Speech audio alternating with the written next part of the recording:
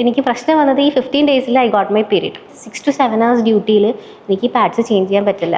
നമ്മൾ ഈ PPE കിറ്റിനുള്ളിലാണല്ലോ അല്ലേ? നമ്മൾ ഈ PPE കിറ്റിനുള്ളിലാണെന്നുണ്ടെങ്കിൽ നമുക്ക് പുറത്തോട്ട് ഇറങ്ങാൻ പറ്റില്ല. ഈ 6 മണിക്കൂർ അതിനുള്ളിൽ തന്നെ ആയിരിക്കും. നമുക്കൊന്ന് വാഷ്റൂം ബ്രേക്ക് എടുക്കാനോ അല്ലെങ്കിൽ വെള്ളം കുടിക്കാനോ ഒന്നും പറ്റില്ല. ലൈഫ് ചേഞ്ചിങ് മൊമെന്റ് തന്നെയായിരുന്നു. ഇപ്പോഴും ആസ് എൻ ഓൺടർപ്രണർ നമുക്ക് ഒരാൾക്കുള്ള പ്രോബ്ലത്തിനുള്ള ഒരു സൊല്യൂഷൻ നമുക്ക് കണ്ടുപിടിക്കാൻ പറ്റണം. മാർക്കറ്റ് പ്ലേസസ് ആദ്യമൊക്കെ ഒരു വൻ പരാജയമായിരുന്നു. 2 മാസമായിട്ട് ഒരു സെയിലും ഇല്ല. നമ്മുടെ cup India's first doctor developed menstrual കപ്പാണ്. ഒരു പാഡിൽ 4 പ്ലാസ്റ്റിക് ബാഗിന്റെ അത്രയും പ്ലാസ്റ്റിക് ഉണ്ട്. ഇതിന്റെ മുന്നിൽ 2 പാത്ത് ഉണ്ടായിരുന്നു. ഏതൊരു പോസ്റ്റ് ഗ്രാജുവേഷൻ ഇല്ലെങ്കിൽ കമ്പനീനെ കണ്ടിന്യൂ ചെയ്തുകൊണ്ട് പോകാന്നുള്ളത്. അപ്പൊ ആസ് എ പേഴ്സൺ നമുക്കൊരു ക്ലാരിറ്റി വരുമല്ലോ. 2 പാത്ത് കറക്റ്റ് കിട്ടുമ്പോഴാണ് നമുക്കൊരു ക്ലാരിറ്റി വരാം. അങ്ങനെ ഒരു ക്ലാരിറ്റി എനിക്ക് കിട്ടി. എനിക്കൊരു ഓൺടർപ്രണർ ആയാൽ മതി.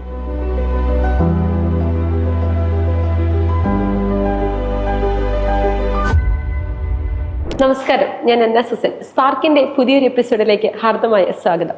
ഇന്ന് എൻ്റെ ഒപ്പം സ്പാർക്കിന്റെ ഹോട്ട് സീറ്റിൽ കഥ പറയാനിരിക്കുന്നത് ഒരു ഡോക്ടറാണ്. എന്നാൽ ഡോക്ടറായ കഥ പറയാനല്ല അദ്ദേഹം ഇവിടെ ഇരിക്കുന്നത്. ഒരു ഡോക്ടറിൽ നിന്നും ഒരു ഓൺട്രപ്രണറായി വളർന്ന ഒരു വലിയ സ്റ്റോറി പറയാനാണ്. നമുക്ക് കസ്തൂരിയെ സ്വാഗതം ചെയ്യാം. സ്വാഗതം കസ്തൂരി സ്പാർക്കിന്റെ സീറ്റിലേക്ക്. വളരെയധികം സന്തോഷമുണ്ട് ഒരു ഡോക്ടറെ ഇന്റർവ്യൂ എടുക്കാൻ സാധിച്ചതിൽ. അതിനേക്കാൾ ഉപരി ഇന്ന് കേരളത്തിൽ നിന്ന് വളർന്നു വന്നിരിക്കുന്ന എണ്ണം പറഞ്ഞ കുറച്ചധികം ബ്രാൻഡുകളിൽ ഒരു ബ്രാൻഡായി കസ്തൂരിയുടെ ബ്രാൻഡ് വളർന്നു വരുന്നതിലും ഞങ്ങൾക്ക് വളരെ സന്തോഷമുണ്ട്. കസ്തൂരിയുടെ നാട് എവിടെയാണ്? നാട് വർക്കലയാണ്. ട്രിവാൻഡ്രം കൊല്ലം ബോർഡറിലാണ്. എല്ലാവർക്കും അറിയാം, വളരെ ബ്യൂട്ടിഫുൾ ആയിട്ടുള്ള കടലൊക്കെ ഉള്ള ഒരു സ്ഥലമാണ്. ക്ലിഫൊക്കെ ഉള്ള ഒരു വെരി ബ്യൂട്ടിഫുൾ പ്ലേസ്. എന്താ പഠിച്ചതൊക്കെ? മീൻസ് ഡോക്ടറാണെന്നറിയാം. എവിടെയാണ് പഠിച്ചത്? ഞാൻ പഠിച്ചത് കർണാടകയിലാണ്. കർണാടക SSIMS RC എന്ന് പറഞ്ഞൊരു കോളേജിലാണ് പഠിച്ചത്. And I did my internship in Ernakulam general hospital. Okay. Doctor ആവണമെന്നായിരുന്നു കുഞ്ഞിലെ മുതലുള്ള ആഗ്രഹം, അതോ എല്ലാ പേരൻസിന്റെ ആഗ്രഹം പോലെ ഡോക്ടർ ആയതാണോ? ഞാൻ ഒരു ടിപ്പിക്കൽ മല്ലോ മിഡിൽ ക്ലാസ് ഫാമിലിയിൽ നിന്നാണ് വരുന്നത്. അവിടെ എല്ലാവരുടെയും ആഗ്രഹം ഒന്നുകിൽ ഡോക്ടർ ആവുക അല്ലെങ്കിൽ എഞ്ചിനീയർ ആവുക എന്നുള്ളതാണ്. എൻ്റെ പാരൻസിന് ഭയങ്കര ആഗ്രഹം ഉണ്ടായിരുന്നു ഞാൻ ഡോക്ടർ ആവുന്നത്. എസ്പെഷ്യലി മൈ മോം ആൻഡ് എൻ്റെ ഗ്രാൻഡ്മയ്ക്ക് ഭയങ്കര ആഗ്രഹം ഉണ്ടായിരുന്നു. അങ്ങനെ ഞാൻ ആ പാതയിലോട്ട് തന്നെ പോയി ഡോക്ടറായി. അവരുടെ ആഗ്രഹം സാധിച്ചു കൊടുത്തു. ഇന്റേൺഷിപ്പിനാണ് GH വരുന്നത്. അതെ. എത്ര നാളായിരുന്നു ഇന്റേൺഷിപ്പ്? 1 year ആയിരുന്നു. ഞാൻ എൻ്റെ internship I did my internship in 2020. കോവിഡിന്റെ പീക്ക് കോവിഡ് ആയിരുന്നു. Everyone was crazy about starting A business. അതെന്റെ തലയിലും പിടിച്ചു എന്നാ തോന്നുന്നത്. അത് അടിപൊളി. ഒരു ബ്രാൻഡ് ഡെവലപ്പ് ചെയ്യുന്ന എനിക്ക് തോന്നുന്നു അങ്ങനെ ഒരു തോട്ട് വരുന്ന ആ സമയത്താണ്. എന്തായിരുന്നു അങ്ങനെ ഒരു തോട്ടിലേക്കുള്ള റീസൺ? ഒരു ഡോക്ടർ എന്നുള്ള രീതിയിൽ മാറി. ദ തിങ് വാസ്, എല്ലാവർക്കും അറിയാം കോവിഡ് 2020 എന്ന് പറയുന്നത് ഡോക്ടേഴ്സിന് പ്രത്യേകിച്ച് നല്ലൊരു ഹെക്റ്റിക് സമയമായിരുന്നു. ഡ്യൂട്ടീസ് ഒക്കെ കൂടുന്ന ഒരു സമയമായിരുന്നു. അപ്പോൾ എനിക്കും വന്നു ഒരു 15 days കോവിഡ് ഡ്യൂട്ടി. അതിൽ 6 hours ആയിരുന്നു എനിക്ക് കോവിഡ് ഡ്യൂട്ടി ഉള്ളത് ഇൻ എ ഡേ. ആൻഡ് ഒരു 7 hours എടുക്കും ഡോണിങ് ആൻഡ് ഓഫിങ് എല്ലാം കൂടെ. അപ്പം I was cool with it. പക്ഷേ എനിക്ക് പ്രശ്നം വന്നത് ഈ 15 ഡേയ്സിൽ I got my period. And എൻ്റെ പീരീഡ്സ് എന്ന് പറഞ്ഞു കഴിഞ്ഞാൽ ഭയങ്കര ഹെവി പീരീഡ്സ് ആണ്. അത് മാത്രമല്ല എനിക്ക് എക്സ്ട്രീംലി സെൻസിറ്റീവ് സ്കിന്നാണ്. അപ്പം പാഡ്സ് യൂസ് ചെയ്ത് കഴിഞ്ഞാൽ എനിക്ക് റാഷസ് വരും. അപ്പം എനിക്ക് 4 hours കൂടുമ്പോൾ എന്നാലും ഞാൻ പാഡ്സ് ചേഞ്ച് ചെയ്യുമായിരുന്നു. പക്ഷേ ഈ 6 to 7 hours ഡ്യൂട്ടിയിൽ എനിക്ക് പാഡ്സ് ചേഞ്ച് ചെയ്യാൻ പറ്റില്ല. നമ്മൾ ഈ PPE കിറ്റിനുള്ളിലാണല്ലോ അല്ലേ? നമ്മൾ ഈ PPE കിറ്റിനുള്ളിലാണെന്നുണ്ടെങ്കിൽ നമുക്ക് പുറത്തോട്ട് ഇറങ്ങാൻ പറ്റില്ല. ഈ 6 മണിക്കൂർ അതിനുള്ളിൽ തന്നെ ആയിരിക്കും. എന്ന് വെച്ച് കഴിഞ്ഞാൽ നമുക്കൊന്ന് വാഷ്റൂം ബ്രേക്ക് എടുക്കാനോ അല്ലെങ്കിൽ വെള്ളം കുടിക്കാനോ ഒന്നും പറ്റില്ല. അത്രയും ഗ്യാപ്പ് പോലും കിട്ടില്ല. ഒന്നും ചെയ്യാൻ പറ്റില്ല. 6 hours നിങ്ങൾ അതിനുള്ളിൽ തന്നെ ആയിരിക്കണം. ഇല്ലെങ്കിൽ നമ്മൾ വഴി ബാക്കിയുള്ളവർക്ക് ഇൻഫെക്ഷൻ സ്പ്രെഡ് ആവാനുള്ള ചാൻസ് ഉണ്ടെങ്കിൽ നമുക്ക് ഇൻഫെക്ഷൻ വരാനുള്ള ചാൻസ് ഉണ്ട്. അതുകൊണ്ട് അതിനുള്ളിൽ തന്നെ പ്രൊട്ടക്റ്റഡ് ആയിട്ടിരിക്കണം. അപ്പം ഇതിൻ്റെ കൂടെ പീരീഡ്സും കൂടെ ആയിക്കഴിഞ്ഞാൽ നല്ല പണിയാണ്. അപ്പം ഞാൻ പാനിക്കായി. ബിക്കോസ് എനിക്ക് 4 hours വാഷ്റൂം ബ്രേക്ക് ഒന്നും കിട്ടാമുള്ള പാഡ് ചേഞ്ച് ചെയ്യാൻ. അപ്പം ഞാൻ എൻ്റെ ഒരു ഫ്രണ്ടിനെ വിളിച്ചു. പുള്ളിക്കാരി ഡോക്ടറൊന്നും അല്ല, പക്ഷേ പുള്ളിക്കാരിയാണ് എനിക്ക് മെൻസ്ട്രുവൽ കപ്പ് സജസ്റ്റ് ചെയ്തത്. ബിക്കോസ് ഷീ സോ വീഡിയോ, ഒരു യൂട്യൂബ് വീഡിയോ കണ്ടു. അതിലിങ്ങനെ ഒരു റാൻഡം പേഴ്സൺ ആ പുള്ളിക്കാരിയുടെ റിവ്യൂ പറയുന്നത് പോലെ കണ്ടിട്ട് പറഞ്ഞു ഒന്ന് ട്രൈ ചെയ്ത് നോക്ക്, ചിലപ്പോൾ നല്ല പ്രൊഡക്റ്റ് ആണെങ്കിലോ എന്ന്. ആദ്യമൊന്നും ഞാൻ വിശ്വസിച്ചില്ല. കാരണം ബീയിങ് എ ഡോക്ടർ എനിക്ക് അതിനൊരു ട്രെയിനിങ് കിട്ടിയിട്ടില്ല. എന്ന് വെച്ച് കഴിഞ്ഞാൽ നമ്മൾ പേഷ്യൻസിന് ഇൻസ്ട്രക്ട് ചെയ്ത് കൊടുക്കണമല്ലോ ഒരു മെൻസ്ട്രുവൽ കപ്പ് എങ്ങനെയാണ് യൂസ് ചെയ്യേണ്ടത്, എങ്ങനെയാണ് നമ്മൾ റിമൂവ് ചെയ്യേണ്ടത്. അങ്ങനൊരു ട്രെയിനിങ് മെഡിക്കൽ ഫീൽഡിലില്ല. ഇപ്പോഴും ടെക്സ്റ്റ് ബുക്സിൽ അധികം ഒന്നും മെൻഷൻ ചെയ്യുന്നില്ല ഇതിനെപ്പറ്റി. അപ്പം ഞാൻ പിന്നെ ഇതിനെക്കുറിച്ച് പഠിക്കാനായിട്ട് ഇറങ്ങി. ഞാൻ കുറേ യൂട്യൂബ് വീഡിയോസ് കണ്ടു. പക്ഷേ അതിലൊന്നും സയൻറ്റിഫിക് നോളജ് ഇല്ല. കാരണം എല്ലാവരും റിവ്യൂസ് അല്ലേ അതിൽ പറയാം. പിന്നെ ഞാൻ കുറേ ബ്ലോഗ്സ് വായിച്ചു, കുറേ റിസർച്ച് പേപ്പേഴ്സ് വായിച്ചു. എന്നിട്ട് അവസാനം എനിക്ക് മനസ്സിലായി ഇത് എനിക്ക് ഗട്ട്സ് വേണം ഈ മെൻസ്ട്രൽ കപ്പ് ട്രൈ ചെയ്യാനായിട്ട്. അങ്ങനെ അവസാനം ഐ ട്രൈഡ് മെൻസ്ട്രൽ. എനിക്ക് തോന്നുന്നു എല്ലാവർക്കും ഉള്ളൊരു കുറവ് അതായിരിക്കും.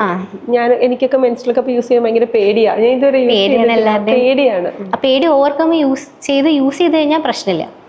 തിങ്സ് എനിക്ക് ആദ്യം ഞാൻ ഭയങ്കര സ്കെപ്റ്റിക്കലായിരുന്നു മെൻസ്ട്രൽ കപ്പിനെ പറ്റി. അതുകൊണ്ട് തന്നെ എനിക്ക് ട്രസ്റ്റ് ഇല്ലാത്തതുകൊണ്ട് ഞാനൊരു പാഡ് ബാക്കപ്പ് ആയിട്ട് യൂസ് ചെയ്തു and I used a menstrual cup. But to my surprise it worked out very well. കാരണം ലീക്സ് ഇല്ല, ഒന്നും കപ്പ് വെച്ചിട്ടുണ്ടെന്ന് പോലും അറിയാൻ പറ്റുന്നില്ല. 6 hours ഭയങ്കര കംഫർട്ടബിൾ ആയിരുന്നു. എനിക്കതൊരു ഭയങ്കര ഒരു എന്താണ് ഒരു ലൈഫ് ചേഞ്ചിങ് മൊമെന്റ് തന്നെയായിരുന്നു. കാരണം അപ്പോഴാണ് എനിക്ക് മനസ്സിലായത് ഇതിന് ഇത്രയും ഉപയോഗമുള്ളൊരു സാധനം. അത് മാത്രമല്ല ഇതിൻ്റെ എൻവയോൺമെൻറ്റൽ ഇമ്പാക്റ്റും നമ്മൾ നോക്കണം.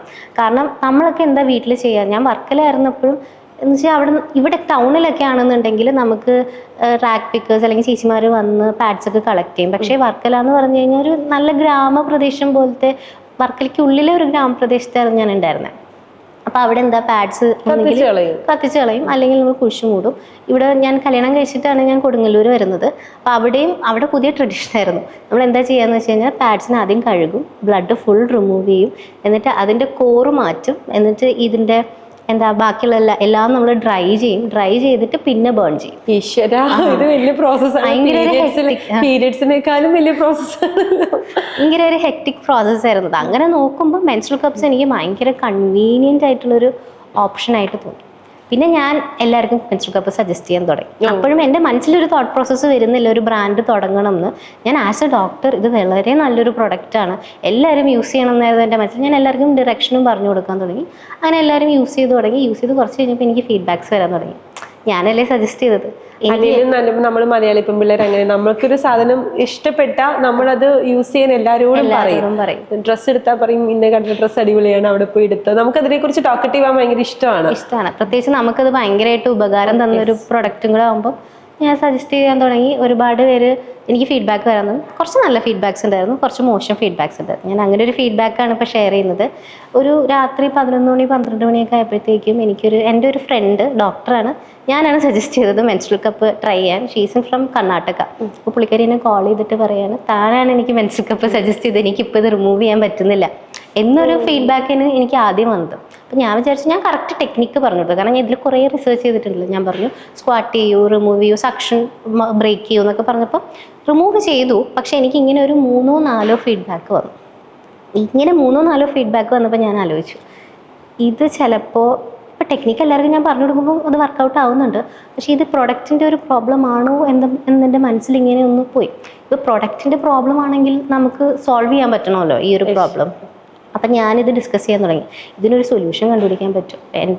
ഞാൻ ഡിസ്കസ് ചെയ്തത് ഒന്ന് എൻ്റെ ഹസ്ബൻഡിനോടാണ്, ഒന്ന് എൻ്റെ ബ്രദറിൽ. Both of them are doctors. ഒരാൾ ENT സർജനാണ്, ഒരാൾ യൂറോളജിസ്റ്റാണ്. നമ്മൾ ഇരുന്നിട്ട് ഇപ്പോൾ കറൻ്റ്ലി നമുക്ക് ഇതിപ്പോൾ സോൾവ് ചെയ്യാൻ പറ്റുമെന്ന് നോക്കി. കറൻ്റ്ലി ഉള്ള കപ്പിന് ഇന്ന് മാർക്കറ്റിലുള്ള കപ്സിൻ്റെ ഡ്രോബാക്സ് എന്തൊക്കെയാണെന്നാണ് നമ്മൾ നോട്ട് ചെയ്യാൻ തുടങ്ങിയത്. അപ്പോൾ ഒന്നെന്ന് വെച്ച് കഴിഞ്ഞാൽ ഈ കപ്പിൻ്റെ ടെയിൽ ഭയങ്കര സ്ലിപ്പറിയാണ്. നമ്മൾ പിടിക്കുമ്പോൾ കയ്യിൽ കിട്ടുന്നില്ല ആ ടെയിൽ. അത് മാത്രമല്ല ഈ ടെയിൽ പോയിൻ്റിയാണ് എന്ന് വെച്ച് കഴിഞ്ഞാൽ എൻഡ് കുറച്ച് പോയിൻ്റി ആയിട്ടിരിക്കുമ്പം നമ്മൾ ഇരിക്കുമ്പോഴൊക്കെ ചിലർക്ക് ആ കപ്പിൻ്റെ ആ ടെയിൽ വെജൈനയിൽ ഫീൽ ചെയ്യുന്നത് പോലെ ഒരു ഇറിറ്റേഷൻ പോലെ തോന്നുന്നത് പോലെ പറഞ്ഞു. പിന്നെ കുറേ പേര് ഫീഡ്ബാക്ക് പറഞ്ഞത് എന്താണെന്ന് വെച്ച് കഴിഞ്ഞാൽ കപ്പ് ചിലർക്ക് ഭയങ്കര ഹാർഡാണ്. അപ്പോൾ ഇപ്പോൾ കപ്പിൻ്റെ കൺസിസ്റ്റൻസി ഹാർഡാണെന്നുണ്ടെങ്കിൽ അത് യൂറേത്രയിൽ പ്രസ് ചെയ്തിട്ട് യൂറിൻ പാസ് ചെയ്യാനുള്ള പ്രശ്നങ്ങൾ വരാൻ ചാൻസ് ഉണ്ട്. ഭയങ്കര സോഫ്റ്റ് ആണെന്നുണ്ടെങ്കിൽ ഈ കപ്പ് ഓപ്പൺ ആവില്ല, ഫോൾഡ് ആയിട്ടിരുന്നിട്ട് ലീക്സ് വരുന്നുണ്ട്. അപ്പം കുറേ പ്രശ്നങ്ങൾ നമ്മൾ കണ്ടുപിടിച്ചു. എന്നിട്ട് ഇതിന് ആസ് ഡോക്ടേഴ്സ് നമുക്ക് ഇതിന് കുറച്ച് അനാറ്റമിക്കൽ നോളജും മെഡിക്കൽ ഗ്രേഡ് സിലിക്കൺ എന്താണെന്നൊക്കെ അറിയാവുന്നത് കൊണ്ട് തന്നെ ആസ് ഡോക്ടേഴ്സ് നമുക്ക് ഇതിന് എങ്ങനെ ഒരു സൊല്യൂഷൻ കണ്ടുപിടിക്കാൻ പറ്റുമെന്ന് നമ്മൾ ഇരുന്ന് പിന്നെ കുറച്ച് റിസർച്ച് ചെയ്യാൻ തുടങ്ങി. അങ്ങനെയാണ് ഒരു ഓൺട്രപ്രണറിലേക്കുള്ള യാത്ര തുടങ്ങുന്നത്. കാരണം ഇത് എപ്പോഴും ആസ് എൻ ഓൺട്രപ്രണർ നമുക്ക് ഒരാൾക്കുള്ള പ്രോബ്ലത്തിനുള്ള ഒരു സൊല്യൂഷൻ നമുക്ക് കണ്ടുപിടിക്കാൻ പറ്റണം. അപ്പം നമുക്ക് പയ്യെ അതിൻ്റെ സൊല്യൂഷൻ കിട്ടി. സൊല്യൂഷൻ എന്താണെന്ന് വെച്ച് കഴിഞ്ഞാൽ നമ്മളൊരു കപ്പ് കുറേ തപ്പിയിട്ടൊരു കപ്പ് നമുക്ക് കിട്ടി. ഈ കപ്പിൻ്റെ ടെയിലിൽ ഒരു നോബുണ്ട്. ഈ നോബ് എന്താ ചെയ്യാന്ന് വെച്ച് കഴിഞ്ഞാൽ റിമൂവലിൻ്റെ സമയത്ത് ഈ സ്ലിപ്പ് ആവുക എന്നുള്ളൊരു സംഭവം ഉണ്ടല്ലോ, അത് പിന്നെ ഉണ്ടാവില്ല. പിന്നെ ഈ നോബ് ഇരിക്കുമ്പോഴൊക്കെ നമുക്ക് വെജൈനയിലോട്ട് കിട്ടുന്ന പ്രഷർ ഈവൻലി ഡിസ്ട്രിബ്യൂട്ട് ചെയ്ത് കൊടുക്കും. നമുക്ക് ആ ഒരു ഇറിറ്റേഷൻ ഫീൽ ചെയ്യില്ല. പിന്നെ നമ്മൾ ഉറപ്പ് വരുത്തി നമ്മുടെ കപ്പ് മെഡിക്കൽ ഗ്രേഡ് സിലിക്കൺ ആണെന്നുള്ളത്. അത് നമ്മൾ ഒരു രീതിയിൽ ഈ ഹാർട്ട് സ്റ്റെൻറ്റിലൊക്കെ ഉള്ള ഒരു മെറ്റീരിയലാണ് മെഡിക്കൽ ഗ്രേഡ് സിലിക്കൺ. അപ്പോൾ ഒരു രീതിയിലുള്ള ഇൻഫെക്ഷൻസോ അലർജിയോ ഒന്നും ഉണ്ടാവില്ല. കെമിക്കലി ഇനേർട്ടാണ്. അപ്പം ഉള്ള പ്രശ്നം എന്താണെന്ന് വെച്ച് കഴിഞ്ഞാൽ കുറേ കപ്സ് മെഡിക്കൽ ഗ്രേഡ് സിലിക്കൺ അല്ലായിരുന്നു. അപ്പോൾ അത് യൂസ് ചെയ്തിട്ട് ഇൻഫെക്ഷൻസ് വരുന്നുണ്ടായിരുന്നു.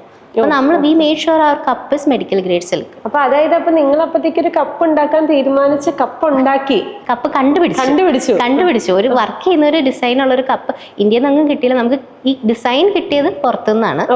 ഡിസൈൻ നമുക്ക് പുറത്തുനിന്ന് കിട്ടി. ട്രാവൽ ചെയ്തതിന് വേണ്ടിയിട്ട് ഞങ്ങൾ ഇതിന് ട്രാവൽ ചെയ്തില്ല, but we research lot about it. നമുക്ക് അബ്രോഡ് ട്രാവൽ ചെയ്യാൻ പറ്റില്ല, പക്ഷെ ഇന്ത്യയിൽ നമ്മൾ കുറച്ച് ട്രാവൽ ചെയ്തു, പക്ഷെ നമുക്കൊന്നും കിട്ടിയില്ല. അബ്രോഡ് നമുക്കൊരു ഡിസൈൻ കിട്ടി. ഇന്ത്യയിലൊന്നും മാനുഫാക്ചറേഴ്സിനെ കിട്ടിയില്ല, കൊണ്ടുവന്നു. എന്നിട്ട് അവിടെ നമ്മൾ ഇമ്പോർട്ട് ചെയ്തിട്ട് നമുക്ക് ഈ ഡിസൈനിങ്ങും ഇതൊന്നും നമുക്കറിയില്ല, മാർക്കറ്റിംഗ് നമുക്കറിയില്ല. നമ്മളൊക്കെ ഡോക്ടേഴ്സ് ആണല്ലോ, അപ്പൊ ഇതിനെ കുറിച്ചൊരു ട്രെയിനിങ് നമുക്ക് കിട്ടിയിട്ടില്ല. ബ്രാൻഡിന്റെ പേരിട്ടോ? പേരെന്തായിരുന്നു? സെൻസിക്കെയർ എന്നായിരുന്നു പേര്. കെയർ എന്ന് പറയുമ്പോൾ ഡോക്ടേഴ്സുമായിട്ട് ഒരു ഇതുണ്ടല്ലോ, അപ്പൊ സെൻസിക്കെയർ എന്നായിരുന്നു അതിന്റെ പേര്. അങ്ങനെ നമ്മൾ കപ്സ് ഇനി നമ്മളിത് എങ്ങനെ നമ്മുടെ ഗോ ടു മാർക്കറ്റ് സ്ട്രാറ്റജി എന്താണ്, നമ്മളിത് ആൾക്കാരിലോട്ട് എത്തിക്കണമല്ലോ. അപ്പം ആസ് ഡോക്ടേഴ്സ് നമുക്ക് ആകെ അറിയാവുന്നത് ഫാർമ ചാനൽസ് ആണ്. നമ്മൾ കാണുന്ന മെഡിക്കൽ റെപ്സ്, ഫാർമസീസ്, മെഡിസിൻസ്, ഇതൊക്കെയാണ് നമ്മുടെ ലോകം. അപ്പോൾ ഫാർമ ചാനൽസ് ആയിരുന്നു നമുക്ക് ആദ്യം വന്ന ഐഡിയ. അപ്പോൾ എൻ്റെ ഹസ്ബൻഡിന് ഒരു ഫ്രണ്ട് ഉണ്ടായിരുന്നു. അപ്പം ഡിസ്ട്രിബ്യൂഷൻ വഴി നമ്മൾ ഫാർമ ചാനൽസിലോട്ട് എത്തിച്ചു തുടങ്ങി. ഈ കപ്പിന് പയ്യെ മൊമെന്റം വന്നു തുടങ്ങി. പക്ഷെ നമ്മൾ ഉദ്ദേശിച്ച രീതിയിലോട്ട് സെയിൽ ആകുന്നില്ല. അത് മാത്രമല്ല നമുക്ക് ഉദ്ദേശിച്ച രീതിയിലോട്ട് ബ്രാൻഡിങ്ങും വരുന്നില്ല. എന്തൊക്കെയോ നമ്മൾ ചെയ്യാനുണ്ട്. നമ്മൾ പ്രൊഡക്റ്റ് വർക്ക് ചെയ്യുന്ന ഒരു പ്രൊഡക്റ്റ് ആണ്, പക്ഷെ ബ്രാൻഡിങ് ഇല്ല എന്നുള്ള ആളുകൾ അറിയുന്നില്ല. സെയിൽ കുറവാണ്. ഇതൊക്കെയായിരുന്നു ആദ്യത്തെ പ്രശ്നങ്ങൾ. എല്ലാ ഓൺട്രപ്രണറും ഏറ്റവും ആദ്യം അഭിമുഖീകരിക്കുന്ന സെയിം പ്രശ്നങ്ങൾ നമ്മൾ സോൾവ് ചെയ്യാൻ നോക്കി. ബിക്കോസ് നമുക്ക് മനസ്സിലായി ഇതിനെ ഒരു ബ്രാൻഡിലോട്ട് നമുക്ക് എത്തിക്കണം എന്ന് മനസ്സിലായിട്ടാണ് നമ്മൾ വെബ്സൈറ്റ് കൊണ്ടുവന്നു. പിന്നെ ഇൻസ്റ്റഗ്രാം, സോഷ്യൽ മീഡിയയിൽ നമ്മൾ നന്നായിട്ട് ആക്റ്റീവായി തുടങ്ങി. പിന്നെ നമ്മൾ ബാക്കിയുള്ള market places, Amazon, Flipkart, Meesho, ഇതിലൊക്കെ ലിസ്റ്റ് ചെയ്ത് തുടങ്ങി. നമ്മുടെ വിചാരം ഇതൊക്കെ ചെയ്യുമ്പോഴത്തേക്കും സെയില് വരും എന്നുള്ളതായിരുന്നു. ഇപ്പൊ മറ്റേ കൊണ്ടുവന്ന് വെച്ചിരിക്കുന്ന എല്ലാ കപ്പും ഒറ്റയടിക്ക് തീരും എന്നുള്ളതായിരുന്നു നമ്മുടെ വിചാരം. പക്ഷെ അതൊന്നും മാർക്കറ്റ് പ്ലേസസ് ഒരു ആദ്യമൊക്കെ ഒരു വൻ പരാജയമായിരുന്നു. കാരണം നമ്മൾ ഒരു 2 മാസമൊക്കെ വെയിറ്റ് ചെയ്ത് നോക്കിയെങ്കിലും 0 സെയിൽസ്. കാരണം നമ്മൾ വിസിബിൾ ആവണമല്ലോ. 2 മാസമായിട്ട് ഒരു സെയിലും ഇല്ല. 0 സെയിൽസ് എന്ന് വെച്ച് കഴിഞ്ഞാൽ കുറച്ച് വരുന്നുണ്ട്, പക്ഷെ നമ്മൾ എക്സ്പെക്ട് ചെയ്യുന്ന രീതിയിലോട്ട് അങ്ങോട്ട് ഗ്രോത്ത് വരുന്നില്ല. ഇടയ്ക്കിടയ്ക്ക് ഓരോ ഓർഡർ വരുന്നുണ്ട്. അപ്പം നമ്മൾ വിചാരിച്ചു എന്തുകൊണ്ട് ഇത് വർക്ക് ചെയ്യുന്നില്ല എന്ന് നമ്മൾ ആലോചിക്കുമ്പം നമ്മൾ ഫസ്റ്റ് പേജിൽ വിസിബിൾ അല്ല, സെക്കൻഡ് പേജിൽ വിസിബിൾ അല്ല, തേർഡ് പേജിൽ വിസിബിൾ അല്ല, വിസിബിലിറ്റി ഒട്ടുമില്ല. റേറ്റിംഗ്സും റിവ്യൂസും ഒന്നും വന്ന് തുടങ്ങിയിട്ടില്ല.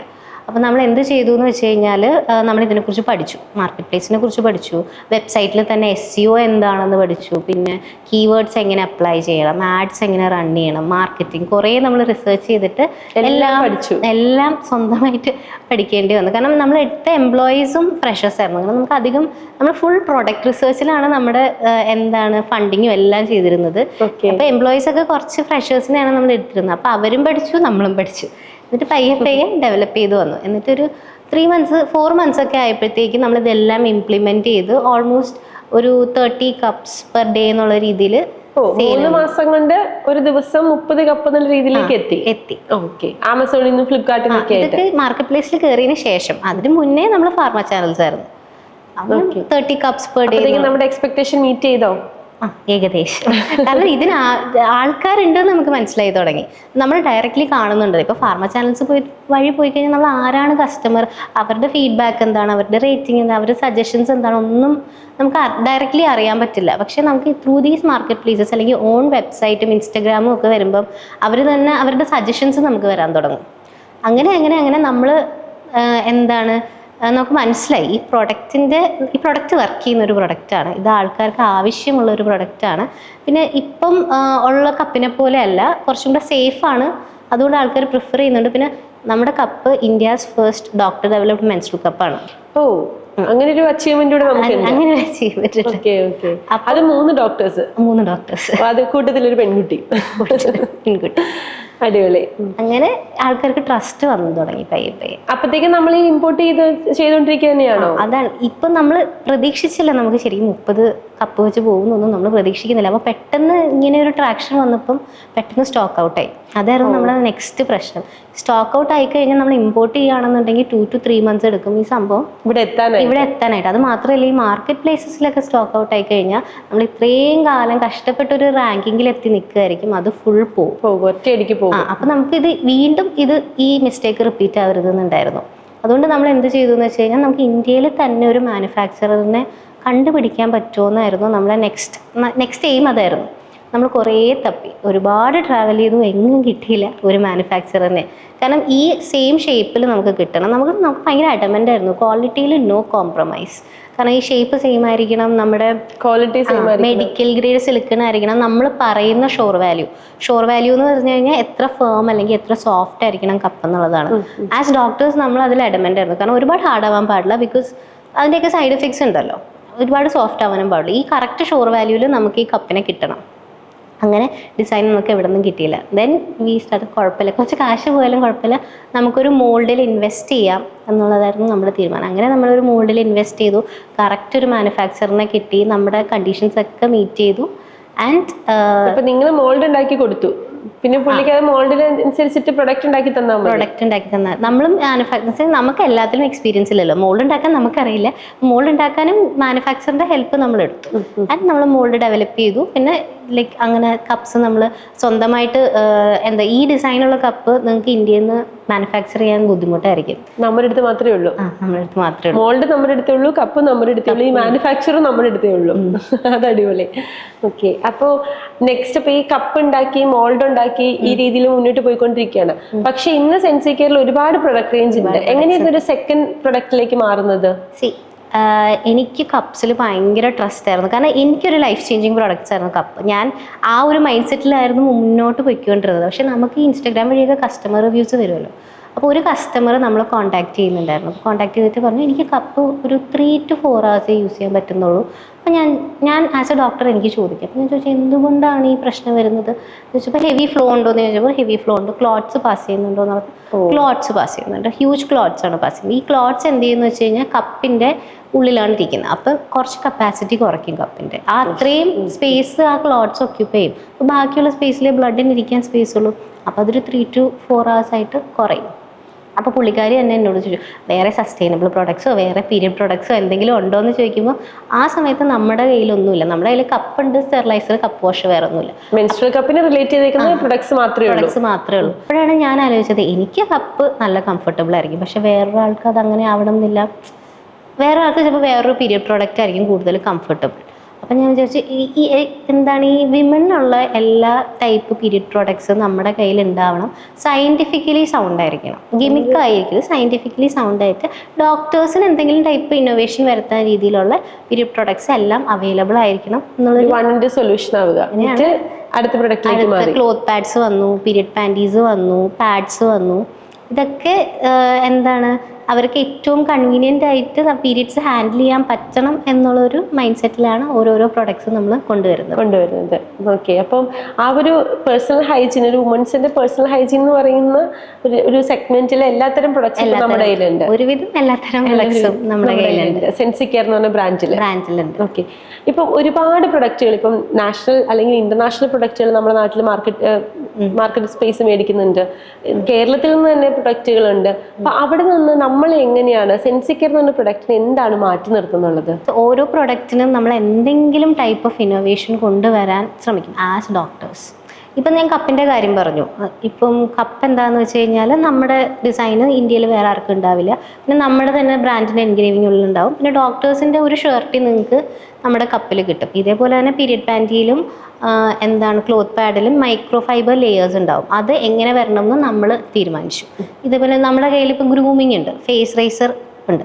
നമ്മൾ സാധാരണ ഫേസ് ഷേവ് ചെയ്യുമ്പം അത് ആ ബ്ലേഡ് ഇങ്ങനെ കറക്റ്റ് സ്ട്രെയിറ്റ് ആയിട്ടിരിക്കുന്നത് കൊണ്ട് എപ്പോഴും മുറിയാനുള്ള ചാൻസ് നന്നായിട്ടുണ്ട്.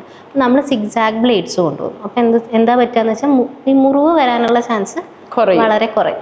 അങ്ങനെ ഓരോ പ്രൊഡക്റ്റിലും ആസ് ഡോക്ടേഴ്സ് നമുക്ക് ഇന്നോവേഷൻ കൊണ്ടുവരാൻ പറ്റും. അത് മാത്രമല്ല, നമ്മൾ India's first doctor led period care ബ്രാൻഡാണ്. ഓക്കെ. അങ്ങനെ കുറച്ച് ഇൻഡസ്ട്രികളുണ്ട്. എത്ര വയസ്സുണ്ട് ഇപ്പോ? എനിക്ക് 29 വയസ്സ്. എനിക്കൊന്ന് കഴിഞ്ഞ 29 മിനിറ്റില് കണ്ടിന്യൂസ് ആയിട്ട് എല്ലാ സെന്റൻസിലും ആഡ് ചെയ്യുന്ന ഒരു വാക്കുണ്ട്, അസ് ഡോക്ടേഴ്സ്. ഒരുപാട് കഷ്ടപ്പെട്ട് MBBS പഠിച്ച് അല്ലെ? അവിടെ നിന്ന് എനിക്കൊന്ന് പേരൻസും അത്രയും സ്ട്രഗിൾ ചെയ്തിട്ടായിരിക്കും പഠിപ്പിച്ചത്. അവിടെ നിന്ന് അതിന് പ്രാക്ടീസ് ചെയ്യാതെ ഹയർ സ്റ്റഡീസിന് പോകാതെ ഒരു ഓൺട്രപ്രണർ ആയിട്ട് മാറിയപ്പോ അത്രത്തോളം ഫാമിലി സപ്പോർട്ട് ചെയ്തു? ഫാമിലി സപ്പോർട്ട് എനിക്ക് അത്ര ഇല്ലായിരുന്നു സത്യം പറഞ്ഞു കഴിഞ്ഞാൽ. My mom and my grand മാ സ്ട്രഗിൾഡ് എ ലോട്ട്. എൻ്റെ ലൈക്ക് അവർ ഒരുപാട് സ്ട്രഗിൾ ചെയ്താണ് എന്നെ ഈ ഒരു ലെവലിലോട്ട് എത്തിച്ചത്.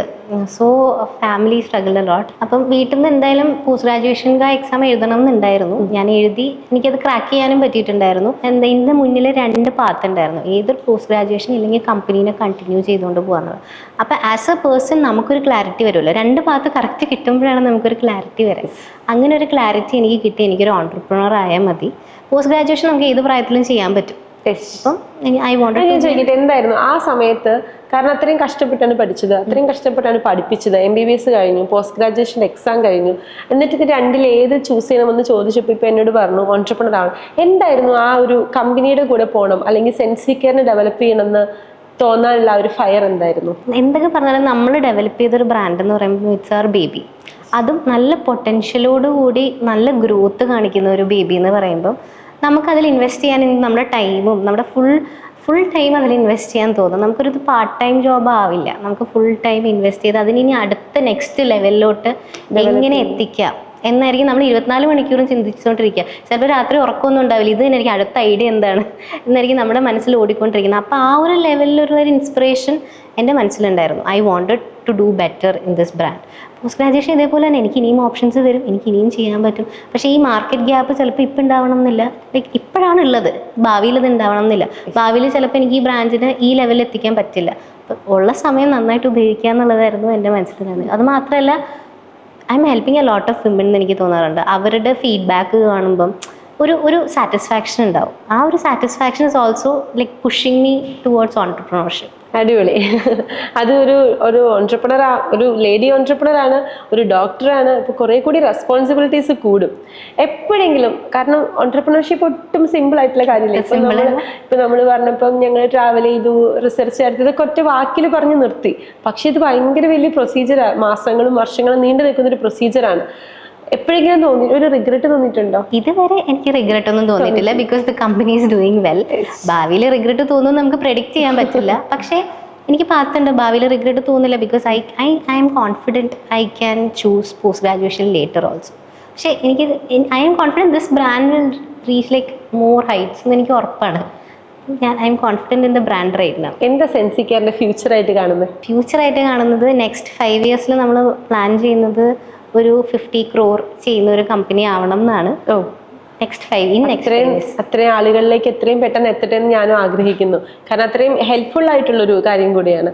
ഞാൻ തിരിച്ച് ഈ ഒരു പ്രൊഡക്റ്റിലേക്ക് തന്നെ വന്നു കഴിഞ്ഞിട്ടുണ്ടെങ്കിൽ, ഇപ്പം എന്നെ പോലെ അല്ലെങ്കിൽ തുടക്ക കാലഘട്ടത്തിൽ കസ്തൂരിയെ പോലെ ഒരുപാട് പേർക്ക് ഈ ഒരു പ്രൊഡക്റ്റ് യൂസ് ചെയ്ത് കഴിഞ്ഞിട്ടുണ്ടെങ്കിൽ ഇത് ശരിയാകുമോ എന്നുള്ളൊരു ചിന്തയുണ്ടാകും. ഇത് ശരിക്കും ശരിയാകും. കാരണം എനിക്കറിയാം, ഞാൻ ഒരുപാട് ബുദ്ധിമുട്ടിയാണ് ഇതിലോട്ട് സ്വിച്ച് ചെയ്തത്. കാരണം എനിക്ക് ഒരുപാട് ഡൗട്ട്സ് ഉണ്ടായിരുന്നു. ഒരു ഡോക്ടറായിട്ട് പോലും എനിക്ക് ഈ പ്രോഡക്റ്റിന് ഒട്ടും ട്രസ്റ്റ് ഇല്ലായിരുന്നു. പക്ഷെ once I switch to a menstrual cup, പിന്നെ ഞാൻ ഒരിക്കലും തിരിച്ച് പാഡിലോട്ട് പോകുന്നതിനെ പറ്റി ചിന്തിച്ചിട്ട് പോലുമില്ല. കാരണം ഒന്നാമത്തെ കാര്യം, നമുക്ക് ഒരുപാട് ലോങ് വെയർ ടൈമാണ്. ഇപ്പോൾ ഒരു ലാർജ് കപ്പാണെങ്കിൽ 30 ml കപ്പാസിറ്റി, മീഡിയം കപ്പാണെങ്കിൽ 28 ml കപ്പാസിറ്റി. നമുക്കൊരു 6 to 8 hours വെയർ ടൈം ഈ കപ്പ് തരുന്നുണ്ട്. പിന്നെ ഈ പാഡ് വെക്കുമ്പോൾ ഉള്ള പ്രശ്നം എന്ന് വെച്ച് കഴിഞ്ഞാൽ, പാഡ് ബ്ലഡിനെ അബ്സോർബ് ചെയ്തെടുക്കുകയാണ് ചെയ്യുന്നത്, പക്ഷേ കപ്പ് ബ്ലഡിനെ കളക്ട് ചെയ്യുകയാണ് ചെയ്യുന്നത്. ബ്ലഡിനെ അബ്സോർബ് ചെയ്യുമ്പം അവിടെ നനവുണ്ടാവും. നമ്മൾ ഒരു 4 hours 6 hours ഒക്കെ യൂസ് ചെയ്യുമ്പോഴത്തേക്ക് ഒരു നനവ് ഡെവലപ്പ് ചെയ്യും. അപ്പോൾ നമുക്കത് ഓൺ ടൈം ചേഞ്ച് ചെയ്യാൻ പറ്റിയില്ല എന്നുണ്ടെങ്കിൽ അവിടെ ഫംഗൽ ഇൻഫെക്ഷൻസ്, ബാക്ടീരിയൽ ഇൻഫെക്ഷൻസ് ഒക്കെ വരാനുള്ള ചാൻസ് ഒരുപാട് കൂടുതലാണ്. അത് മാത്രമല്ല, ഞാനിങ്ങനെ ആലോചിക്കുമ്പോൾ ഒരു പാഡിൽ 4 പ്ലാസ്റ്റിക് ബാഗിൻ്റെ അത്രയും പ്ലാസ്റ്റിക് ഉണ്ട് ഒരു പാഡിൽ. പക്ഷെ ഒരു കപ്പ് നമുക്ക് ഏകദേശം എത്രയാണ്, 5 to 10 years യൂസ് ചെയ്യാൻ പറ്റും.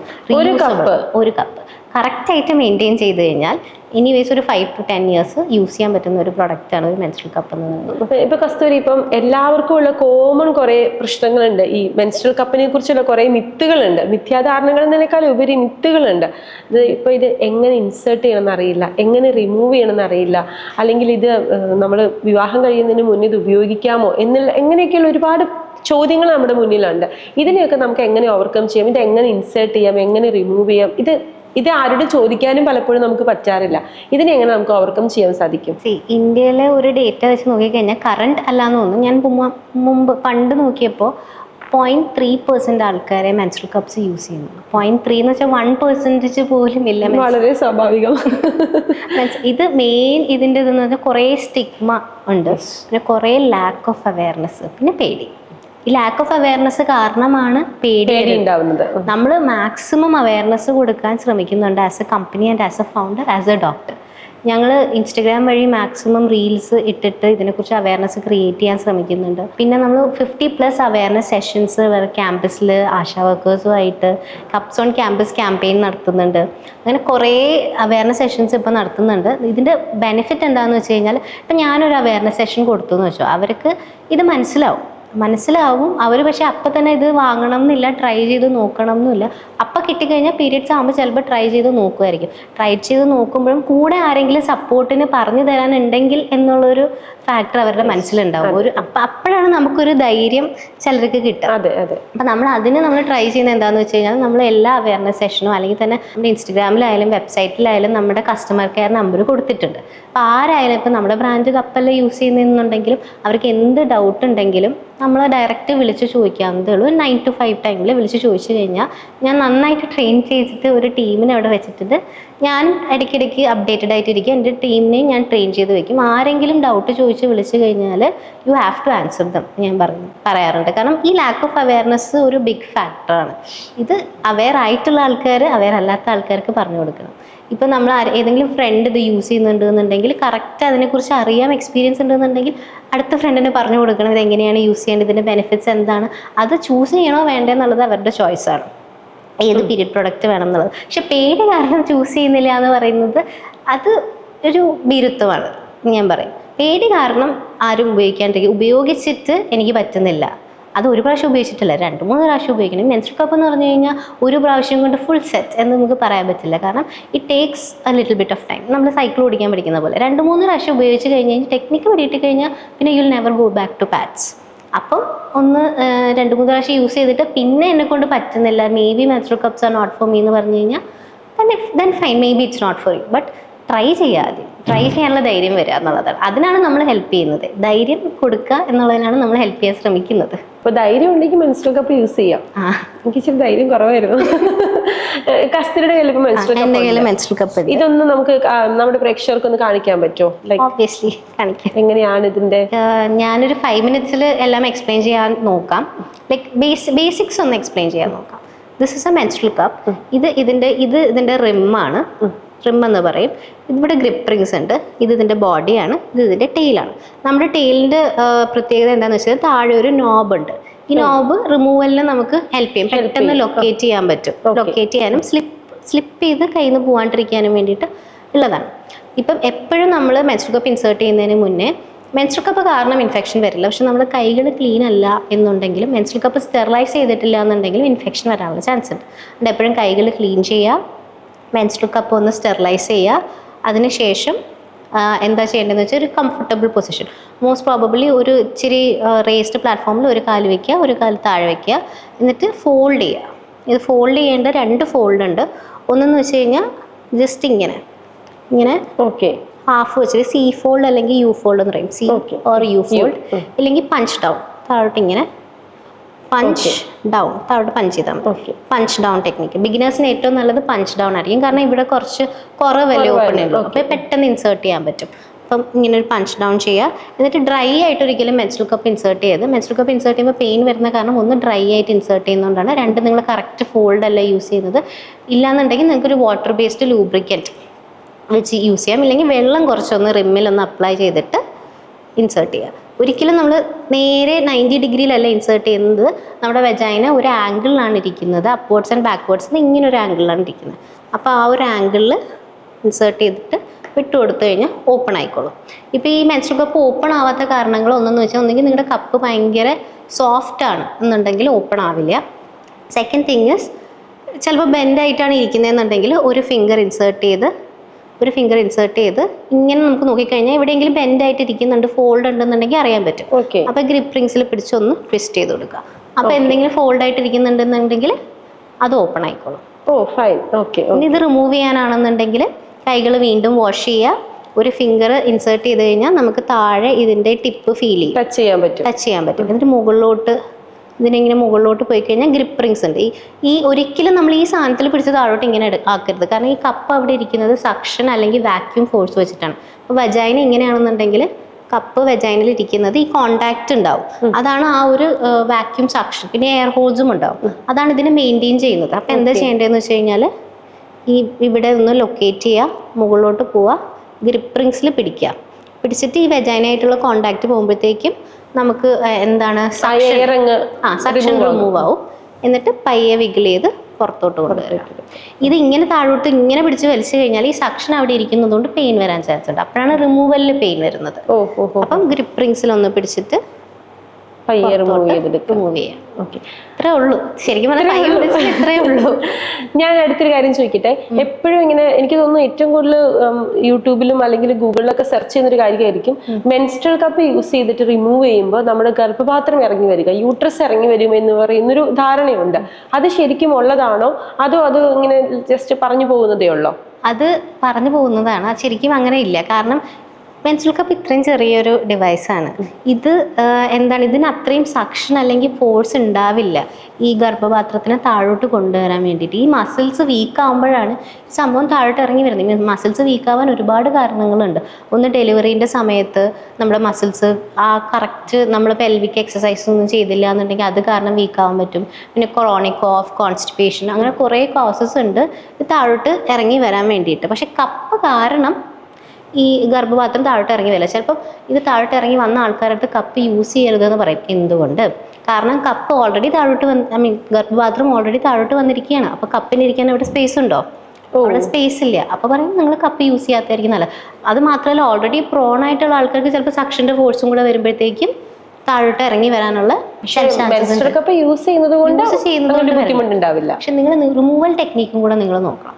കാരണം ഈ ക്രോണിക് കോഫും കോൺസ്റ്റിപ്പേഷനും ഒക്കെ നമ്മൾ പറയുന്നുണ്ടല്ലോ, ഇതിൻ്റെ കൂടെ തന്നെ നിങ്ങൾ റിമൂവ് ചെയ്യുന്ന സമയത്ത് ഒരുപാട് പ്രഷർ ഇടുകയാണ്. അത് ഈ കോൺസ്റ്റിപ്പേഷൻ പോലെ തന്നെ നിങ്ങൾ പ്രഷർ ഒരുപാട് കൊടുത്തു കഴിഞ്ഞാൽ ചിലപ്പോൾ അത് കുറച്ചൊന്ന് കോൺട്രിബ്യൂട്ട് ചെയ്യാനുള്ള ചാൻസസ് ഉണ്ട്. അതുകൊണ്ട് റിമൂവൽ കറക്റ്റായിട്ട് ചെയ്യണം. കപ്പ് കാരണം, കപ്പിൻ്റെ സക്ഷൻ കാരണമൊന്നും എന്താണ് യൂട്രൈൻ പ്രൊലാപ്സ് വരാനുള്ള ചാൻസേ ഇല്ല. അടുത്ത ഇതുപോലെ തന്നെ എല്ലാവരും ഒരു ഡൗട്ട് എന്ന് പറയുന്നത് ഇതിന്റെ ഹൈജീൻ. അതായത് നമ്മൾ ഈ കപ്പ് എങ്ങനെ ഹൈജീനിക് ആയിട്ട് മെയിൻറ്റെയിൻ ചെയ്ത് ഇപ്പൊ 5 വർഷം യൂസ് ചെയ്യാൻ 5 വർഷം എന്ന് പറയുമ്പോൾ ഒരു വർഷത്തിൽ തന്നെ 12 തവണ നമ്മളിത് യൂസ് ചെയ്യണം. അപ്പൊ അതെങ്ങനെ നമുക്ക് ഇത്ര സ്റ്റെറിലൈസ് ചെയ്ത് കൊണ്ടുപോയി നടക്കാൻ പറ്റും? നമ്മൾ സ്റ്റെറിലൈസ് ചെയ്യേണ്ട വെറും 2 അവസരങ്ങളിലാണ്. ഒന്ന്, പീരിയഡ്സ് ആയി നമ്മൾ ആദ്യമായിട്ട് കപ്പ് യൂസ് ചെയ്യാൻ പോവാണ് എന്ന് വെച്ചാൽ നമ്മൾ പീരിയഡ്സ് ആയി കപ്പിന് ഇപ്പോൾ യൂസ് ചെയ്യാൻ പോവാണ്, അപ്പോൾ സ്റ്റെറിലൈസ് ചെയ്യണം. പിന്നെ പീരിയഡ്സ് കഴിഞ്ഞിട്ട് നമ്മളിത് എടുത്ത് മാറ്റി വെക്കാൻ പോവാണ്, അപ്പോഴും സ്റ്റെറിലൈസ് ചെയ്യണം. അതിനിടയ്ക്ക് നമ്മൾ റിമൂവ് ചെയ്ത് റീഇൻസേർട്ട് ചെയ്യുന്ന സമയത്ത് ഒന്നുകിൽ വെറും വെള്ളം വെച്ച് കഴുകുക. വെറും വെള്ളം മതി, ഒരിക്കലും സോപ്പ് ഉപയോഗിക്കാൻ പാടില്ല. കാരണം സോപ്പ് എന്താണെന്ന് വെച്ച് കഴിഞ്ഞാൽ ബേസാണ്. നമ്മുടെ വെജൈനയുടെ എൻവയോൺമെന്റ് അസിഡിക് ആണ്.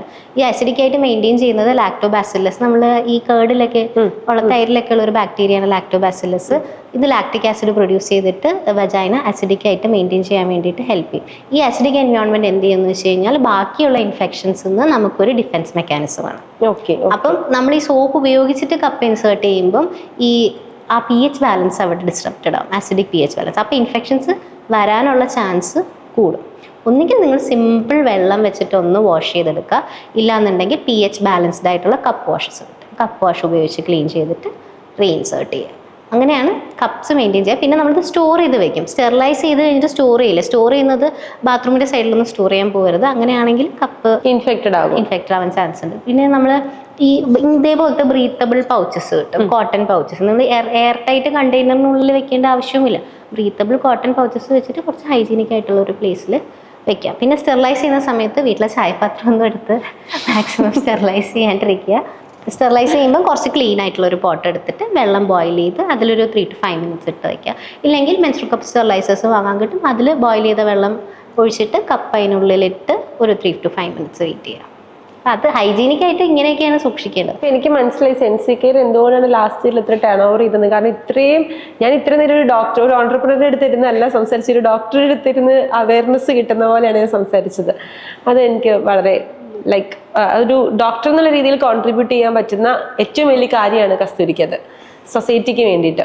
അപ്പോൾ ഒരു സാറ്റിസ്ഫാക്ഷൻ കിട്ടും നമുക്ക്, നമ്മൾ കോൺട്രിബ്യൂട്ട് ചെയ്യുന്നുണ്ടല്ലോ എന്നുള്ളൊരു സാറ്റിസ്ഫാക്ഷൻ കിട്ടും. അതുപോലെ കസ്തൂരി ഇപ്പം പലപ്പോഴും പറഞ്ഞു കേട്ടിട്ടുണ്ട്, കല്യാണം കഴിക്കാത്ത കുട്ടികൾ മെൻസ്ട്രൽ കപ്പ് യൂസ് ചെയ്യരുത്, അവരുടെ ഹൈമൻ ബ്രേക്ക് ആകുമെന്ന് പറഞ്ഞിട്ട്. അതും ഒരു മിത്താണോ, അതോ അതിന്റെ ഒരു ഡോക്ടർ എന്നുള്ള രീതിയിലുള്ള അഭിപ്രായം എന്താണ്? ലിറ്ററലി ഹൈമൻ എന്ന് പറയുന്നത് എൻ്റെ അഭിപ്രായത്തിൽ ഒരു ഹൈലി പേട്രിയാർക്കൽ കോൺസെപ്റ്റാണ്. സത്യം പറഞ്ഞു കഴിഞ്ഞാൽ എന്താണ് ഈ ഹൈമൻ നമുക്ക് വിമന് എന്താ നമ്മുടെ ക്ലോസ്ഡ് ഡോഴ്സിനുള്ളിൽ വെക്കാനുള്ളൊരു സംഭവമായിട്ടാണ് ഞാൻ കാണുന്നത്. മെഡിക്കലി ഹൈമന് ഒരു സിഗ്നിഫിക്കൻസും ഇല്ല. ഇപ്പം ഹൈമൻ വെർജിനിറ്റിയെ പറയുന്നു എന്ന് കുറച്ച് പേര് പറയാറുണ്ട്. അതിനൊരു സിഗ്നിഫിക്കൻസും ഇല്ല. കാരണം കുറച്ച് പേര് ജനിക്കുമ്പോൾ തന്നെ അവർക്ക് ഹൈമൻ ഇല്ല. പിന്നെ സൈക്ലിംഗ്, ഹോഴ്സ് റൈഡിങ് അങ്ങനത്തെ സംഭവങ്ങളൊക്കെ ചെയ്ത് കഴിഞ്ഞാൽ ഹൈമൻ ഓട്ടോമാറ്റിക്കലി പോകാനുള്ള ചാൻസസ് ഉണ്ട്. പിന്നെ ഹൈമൻ സ്ട്രെച്ച് ആവാനുള്ള ചാൻസസ് ഉണ്ട്. ചിലപ്പോൾ ഫസ്റ്റ് ടൈം ഇൻറ്റിമേറ്റ് ആയതിനു ശേഷം ഹൈമൻ ബ്രേക്ക് ആയില്ല എന്നും വരാം. ഹൈമന് മെഡിക്കലി നമുക്ക് സത്യം പറഞ്ഞ ഒരു സിഗ്നിഫിക്കൻസും ഇല്ല. സൊസൈറ്റി നമ്മുടെ തലയിൽ വെച്ചേക്കുന്ന ഒരു സാധനമാണ് ഹൈമൻ. മെൻസ്ട്രൽ കപ്പ് യൂസ് ചെയ്ത് കഴിഞ്ഞാൽ ഹൈമൻ സ്ട്രെച്ച് ആവാനോ ബ്രേക്ക് ആവാനോ ഉള്ള ചാൻസസ് ഉണ്ട്. പക്ഷേ ഹൈമന് സത്യം പറഞ്ഞാൽ ഒരു സിഗ്നിഫിക്കൻസ് ഇല്ല. ഹൈമന് നിങ്ങൾ ഒരിക്കലും ആസ് എ വുമൺ സിഗ്നിഫിക്കൻസ് കൊടുക്കരുത് എന്നാണ് ഞാൻ പറയുന്നത്. കൊള്ളാം. ഓക്കെ.